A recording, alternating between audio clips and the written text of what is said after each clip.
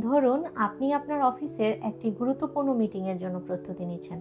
হঠাৎ করেই আপনার হাত পা কাঁপছে, মাথা ঘুরাচ্ছে, দম বন্ধ হয়ে আসছে, শ্বাস নিতে কষ্ট হচ্ছে, বুক ধড়ফড় করছে এবং মনে হচ্ছে আপনার চারপাশে সবকিছু থেমে যাচ্ছে।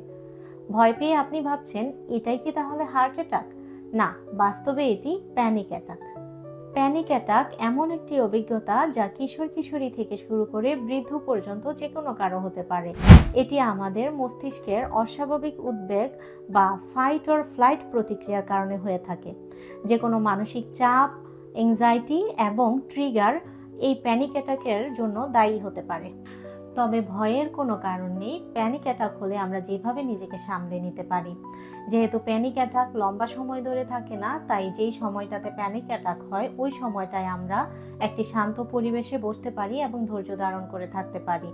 তারপর লম্বা লম্বা করে নিঃশ্বাস নিতে পারি এবং আস্তে আস্তে প্রশ্বাসটাকে ছেড়ে দিতে পারি। এতে করে অক্সিজেন আমাদের মস্তিষ্কে প্রবেশ করবে এবং প্যানিক অ্যাটাকের তীব্রতাটা কমে আসবে। ঠান্ডা পানি খেতে পারি, ঠান্ডা পানি দিয়ে মুখ ধুতে পারি অথবা আইস কিউব হাতে নিতে পারি। এতে করে আমাদের স্নায়ু শান্ত হবে এবং আমাদেরকে বর্তমানে নিয়ে আসতে সহযোগিতা করবে। প্রিয় মানুষের সাথে কথা বলতে পারি। এই সময়টাতে আমাদের মন খুব অস্থির থাকে, তাই প্রিয় মানুষের সাথে কথা বললে আমাদের মন আস্তে আস্তে শান্ত হতে পারে।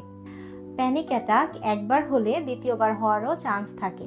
সেক্ষেত্রে আমরা একটি সুবিধাজনক জায়গায় বসতে পারি এবং পরবর্তী অ্যাটাকটাকে ম্যানেজ করার জন্য মানসিকভাবে নিজেকে প্রস্তুত রাখতে পারি। এছাড়া ওই সময়টাতে আমরা পছন্দের কোনো কিছু করতে পারি, যেমন গান শোনা অথবা পছন্দের কোনো কাজ। এতে করে আমাদের মনোযোগটা প্যানিক অ্যাটাক থেকে সরে আমাদের বর্তমানে আসবে। তারপরও যদি উপসর্গগুলো গুরুতর হয়, সেক্ষেত্রে দেরি না করে একজন পেশাদার সাইকোলজিস্টের সহায়তা নিতে পারেন।